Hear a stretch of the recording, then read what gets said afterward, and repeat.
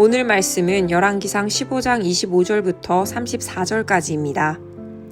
유다의 아사 왕 둘째 해에 여로보암의 아들 나답이 이스라엘 왕이 되어 2년 동안 이스라엘을 다스리니라. 그가 여호와 보시기에 악을 행하되 그의 아버지의 길로 행하며 그가 이스라엘에게 범하게 한 그 죄 중에 행한지라.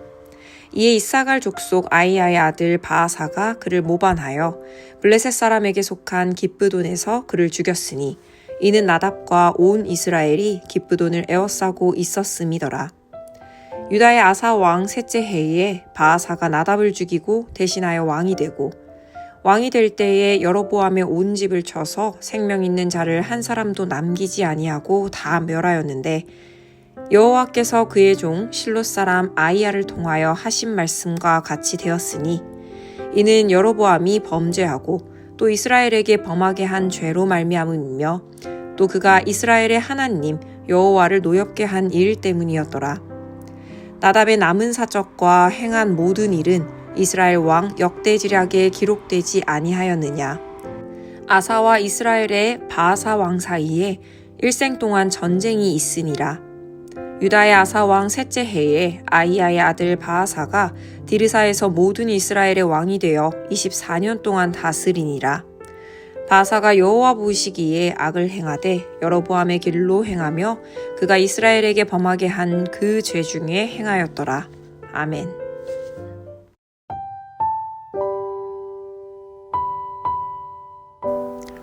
오늘 본문에는 두 왕이 나옵니다. 나답과 바아사입니다. 그런데 열왕기서 저자는 두 왕의 역사를 서술하면서 문장의 처음에 유다의 아사왕 몇째 해에 라는 말을 덧붙입니다. 이스라엘 왕의 역사를 이야기하는데 왜 유다 왕의 어느 해인지 덧붙일까요?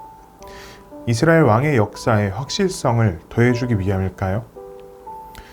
유다 왕의 연도를 붙이는 이유는 유다 왕의 역사와 이스라엘 왕의 역사를 대조하기 위함입니다. 오늘 본문의 이전 구절은 유다 왕 아사에 대해서 얘기하고 있습니다. 성경은 유다 왕의 역사에 대해 다음과 같이 기술합니다. 열왕기상 15장 9절과 11절입니다. 이스라엘의 여로보암 왕 제20년에 아사가 유다 왕이 되어 아사가 그의 주상 다윗같이 여호와 보시기에 정직하게 행하여.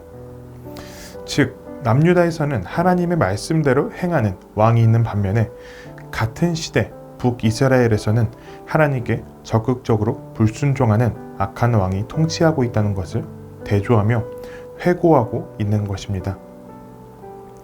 본문에 등장하는 두 왕은 나답과 바아사입니다. 나답은 여로보암의 아들로서 그의 통치 기간은 2년밖에 안 됩니다.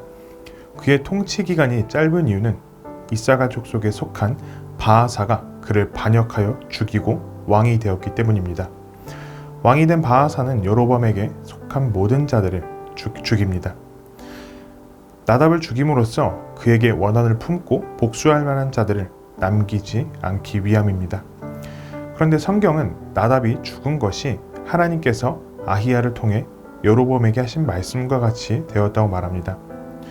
그 내용은 열왕기상 14장에 나오는데요. 요약하면 여로보암이 다윗과 같이 하나님 앞에서 행하지 아니하였고 이전 사람들보다 더 악하고 우상을 많이 만들었기에 여로보암의 집을 쓸어버리는 심판을 내리겠다는 내용입니다. 하나님께서는 이 말씀을 실현하시기 위해 바아사를 도구로서 사용하십니다. 그러나 바아사가 그런 일에 사용됐다고 해서 그가 하나님께 칭찬을 받은 왕은 아니었습니다. 그가 반역을 일으킨 것은 하나님의 정의를 생각하면서 행한 것이 아니라 왕권을 향한 자신의 야망을 이루기 위해서였기 때문입니다. 그리고 본문 34절은 바아사도 악을 행하였고 여로보암의 길로 행하였다고 말합니다.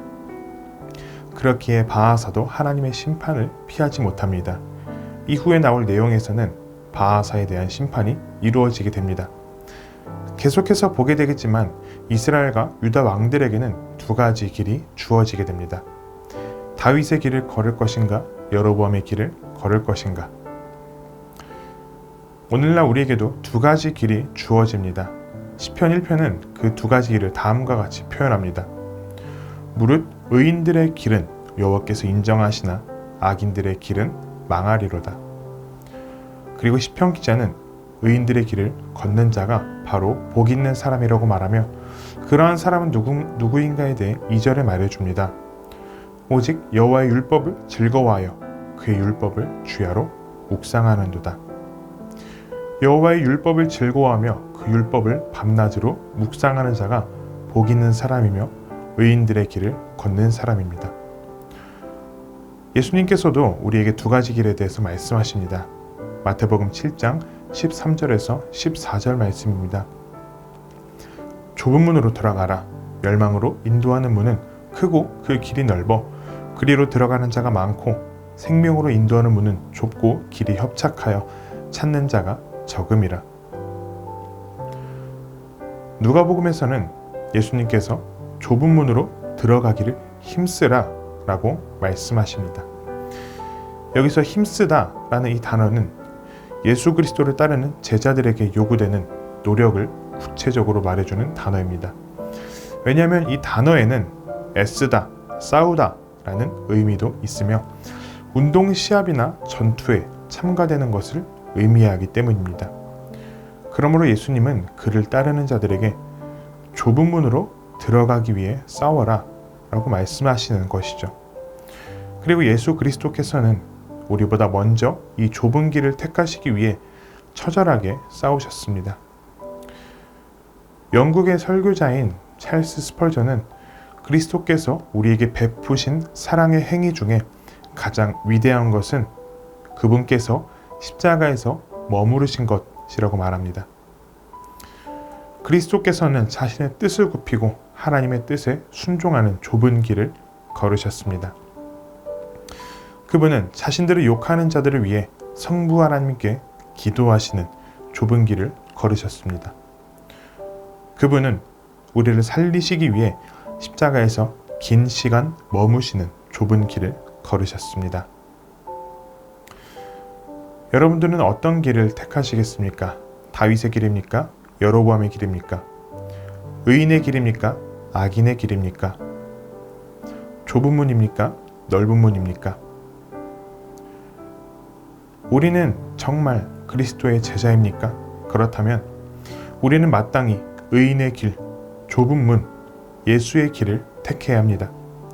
그러나 이 길은 예수께서 말씀하신 것처럼 우리가 싸워야 걸어갈 수 있는 길입니다. 그렇다면 우리가 해야 할 싸움은 무엇일까요? 예수를 바라보는 싸움입니다. 나보다 먼저 그 길을 걸어가신 예수님을 바라보며 나도 주의 제자로서 그 길을 걸어갈 수 있게 해달라고 간구해야 합니다. 두 번째로는 주의 말씀을 붙잡는 싸움입니다. 말씀을 읽기를 거부하는 우리의 본성을 거슬러 주의 말씀을 즐거워하며 그 말씀을 주야로 묵상하는 싸움을 해야 합니다. 이렇게까지 고군분투해야 하는 이유는 그 길이 곧 생명의 길이며 그 길을 걷기 위해 분투하는 것이 곧 우리의 자녀들과 나의 목장 식구들 그리고 하나님께서 우리에게 붙여주신 동역자들에게 보여줄 수 있는 신앙 교육이자 신앙의 전수가 되기 때문입니다. 오늘 말씀을 생각하며 함께 기도하겠습니다. 나를 인도하셔서 주의 길을 걷게 하소서. 주의 길을 걷기 위해 힘쓰며 좋은 신앙의 모범을 보이는 성도가 되게 하소서. 오늘도 주의 길을 걷기 위해 힘쓰는 청년 가족이 되기를 바랍니다.